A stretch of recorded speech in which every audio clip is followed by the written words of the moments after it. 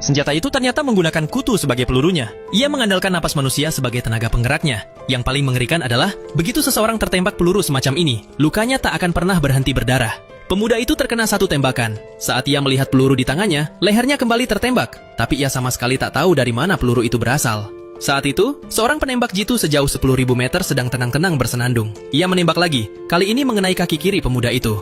Kedua luka terus mengucurkan darah. Pemuda itu tak tahu bahwa musuh telah mulai mengisi tembakan berikutnya. Saat pria itu menarik napas, kantong udara di punggungnya mulai mengembang. Begitu terisi penuh, ia melepaskan peluru lagi. Yang satu ini mengenai tangan kanan pemuda itu. Meski sudah terkena beberapa kali, tak satu pun tembakan mengenai titik vital.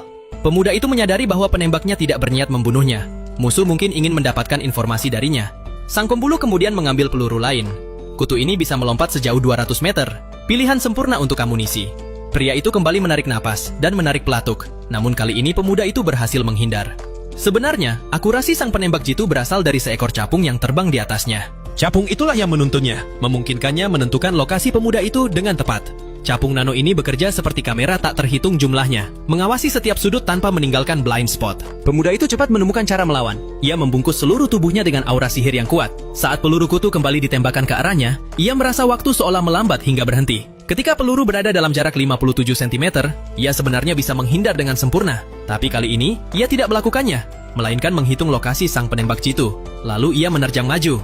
Capung segera menyampaikan informasi kepada penembak jitu, tapi si manusia kutu tidak panik. Peluru kutu itu mengeluarkan racun paralisis, menghentikan pembekuan darah dan menyebabkan target kehilangan kemampuan bergerak untuk sementara waktu.